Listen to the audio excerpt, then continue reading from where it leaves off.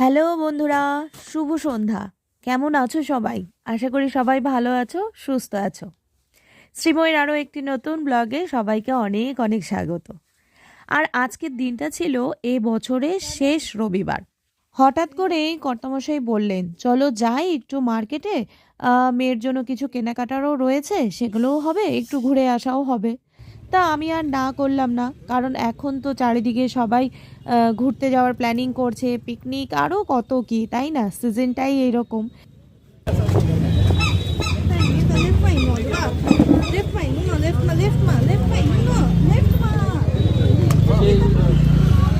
তো ভাবলাম আজকে সন্ধেবেলা যখন মার্কেটে বেরিয়েছি, তো ভাবলাম আমাদের মার্কেটটাও তোমাদেরকে ঘুরে দেখাই। আর কি কি ঘোরাঘুরি করলাম, কি কি কেনাকাটা করলাম, সবটাই তোমাদের সাথে শেয়ার করি। আশা করি তোমাদের বেশ ভালোই লাগবে। এটা হচ্ছে আমাদের শিলিগুড়ির হংকং মার্কেট। সারা বছরই এই মার্কেটে প্রচুর ভিড় থাকে, আর আমার তো মনে হয় এই শীতের সিজনে ভিড়টা আরও বেশিই হয়। চারিদিকে প্রচুর শীতের জামা কাপড়, আর আজকাল তো শীতের জামা কাপড়েরও প্রচুর সেল, রাস্তার দু ধার দিয়ে সেল। এই যে দেখো, সব জামা কাপড় ঢেলে নিয়ে বসেছে পুরো মার্কেটে। আর যে শুধু জামা কাপড় তা নয়, জামা কাপড়ের সাথে রয়েছে সুন্দর সুন্দর জুতো, ব্যাগ, আরও অনেক কিছু। আর এই সামনে জুতোর দোকানে এসে তো আমার মেয়ে দাঁড়িয়ে পড়লো, ওর জুতোগুলো খুব পছন্দ হয়েছে, জুতোগুলো সুন্দর ছিল। তবে আমি বললাম যেটা আগে নিতে এসেছি সেইগুলো আগে নিয়ে নে। আর আমি এখান থেকে নিয়ে নিলাম একটা সানগ্লাস। এই বছরেরই প্রথম দিকে জানুয়ারিতে আমরা গিয়েছিলাম নবদ্বীপ। সেখানে গিয়ে আমার সানগ্লাসটা হারিয়ে এসেছি, তো ভাবলাম চলো একটা সানগ্লাস নেওয়া যাক। কিন্তু সমস্যা হচ্ছে এতগুলো চশমার মধ্যে একটা চশমা খুঁজে বের করা আমার পক্ষে একটু মুশকিলই ছিল। যাই হোক, কর্তামশাই একটা বেছে দিলেন, মানে আগের যে মডেলটা সেটাই নিয়ে নিলাম। এবার আমরা এই মার্কেট থেকে চললাম অন্যদিকে, কারণ এখান থেকে আর কিছু কেনাকাটা হলো না। মেয়ের এখনও কিছু কেনাকাটা বাকি। আর এই যে সামনে দেখতেই পাচ্ছ, বাসে করে সবাই পিকনিক থেকে এখন বাড়ি ফিরছে, সারাদিন আনন্দ হই হুল্লোড় করে, দেখেও বেশ ভালো লাগলো। এখন আমরা দাঁড়িয়ে রয়েছি ট্রাফিকে।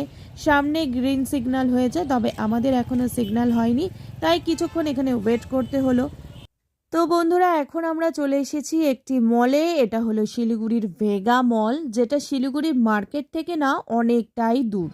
তবুও চলে এলাম, কারণ এখানে ডেকোরেশন এত সুন্দর করা হয়। ওই ক্রিসমাস বলো বা 1 জানুয়ারি বলো, খুব সুন্দর করে এখানে সাজানো হয়। বলতে পারো এই মলটা আমাদের শহরের সব থেকে বড় মল, তাই এত দূরেই চলে এলাম। তবে 31st নাইটে এখানে প্রোগ্রাম হয়, সেখানে যে পরিমাণ ভিড় হয়, আর সেই দিন 1 মাইল দূরের থেকে গাড়ির জ্যাম শুরু হয়ে যায়, বলতে পারো পার্কিং। তো ভীষণ অসুবিধা হয় ওই ভিড়ের মধ্যে আসাটা। তো সেই জন্য আজকে কর্তামশাই এখানে নিয়ে এলেন। তবে এই জায়গাটা এসে এত ভালো লাগে, চারিদিকটা এত সুন্দর করে সাজানো গোছানো হয়েছে। চলো তোমাদেরকেও দেখাই। আর এখানে এসে ভেবেছিলাম কয়েকটা ভিডিও করব, মানে কয়েকটা রিলস বানাবো। মেয়েকে বললাম একটু ভিডিও করে দে। কিসের কি, মেয়ে তো তার জিনিসপত্র কিনতেই ব্যস্ত, মানে তার ড্রেস পোশাক। এখনও তার কিছু কেনাকাটা বাকি রয়েছে। আর আমার আপাতত এখানে কিছু কেনাকাটা করার নেই। আমি মেনলি এখানে এসেছি একটু ঘুরতে। কর্তামশাইও জানে এখানে খুব সুন্দর ডেকোরেশন হয়, সেই জন্যে এখানে নিয়ে এলো। তো আমি তো চারিদিকটা ঘুরে দেখছিলাম, আর ওই নিজে নিজে একটু ভিডিও করছিলাম, তোমাদের সাথে শেয়ার করতে হবে যেহেতু। আর ওইদিকে তো আমার মেয়ে আর তার বাবা হন হন করে হাঁটা দিয়েছে যে তারা কোন স্টোরে যাবে, কোথা থেকে নেবে। দেখো এই জায়গাটা কি সুন্দর লাগছে, চারিদিকটা খুব সুন্দর করে ডেকোরেশন করা হয়েছে। তা আমি আর কি করব, তাদের পিছন হন হন করে ছুটলাম, কারণ আবার কে কোথায় চলে যাবে। চলে এসেছি এই স্টোরে। ফার্স্টে দেখি এই স্টোরে ঘুরে কিছু কেনাকাটা করা যায় কি না। মেয়ে আর মেয়ের বাবা তো অলরেডি ভিতরে চলে গেছে, আমি পেছনে পেছনে যাচ্ছি। বাইরেটা তো প্রচুর ঠান্ডা, ঠান্ডা ভালোই পড়েছে, তবে স্টোরের ভিতরে ঢুকলে অতটা ঠান্ডা লাগছে না, বলতে পারো প্রায় গরমই লাগছে, কারণ এত কিছু পরে রয়েছি, ভেতরটা এয়ার কন্ডিশন রয়েছে।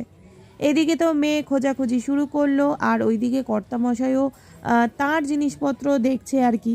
আমার বললাম কিছু কেনাকাটা করার নেই, আমি এমনিতেই চারিদিকটা ঘুরে দেখছিলাম। এমনিতেই মলে আসলে বেশ ভালোই লাগে, তাই না? এত সুন্দর সুন্দর ড্রেস কালেকশন। আর আমাকে দেখতেই পারছো, আমিও একটা ওই যে বলে না চলতি ফিরতি হ্যাঙ্গার, ওই রকম। হাতে দেখতে পারছো কত কিছু। একটা ব্যাগ রয়েছে, তিনটে হেলমেট রয়েছে, তার উপর আবার মেয়ের জ্যাকেট।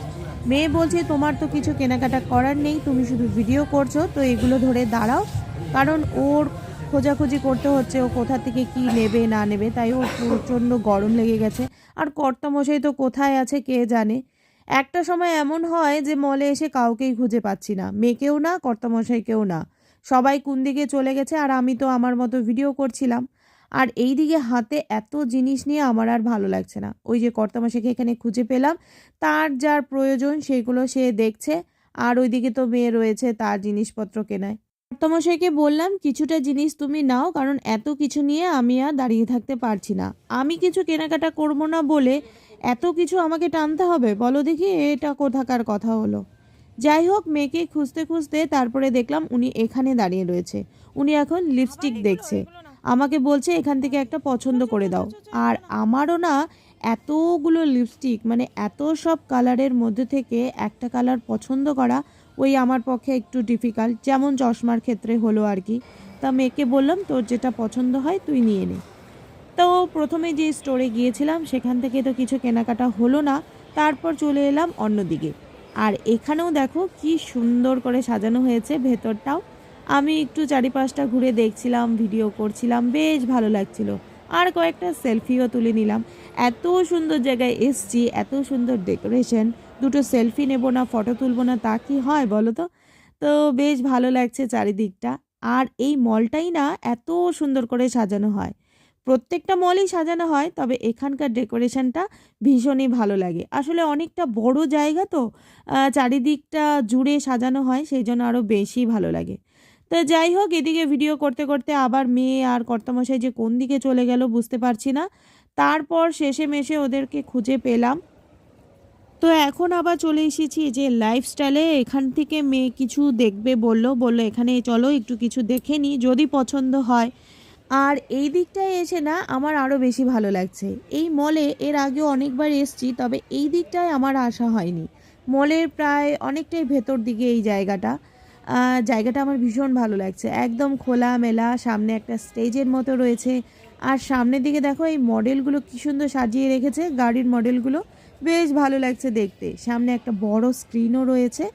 মনে তো হচ্ছিল সামনের দিকে এগিয়ে যাই, একটু হেঁটে আসি, তবে থাক আর গেলাম না। এখানেই কিছুক্ষণ দাঁড়ালাম, মেয়ে আর মেয়ের বাবা তো স্টোরে চলে গেছে, তো ভাবলাম আমি এখানে কিছুক্ষণ দাঁড়াই।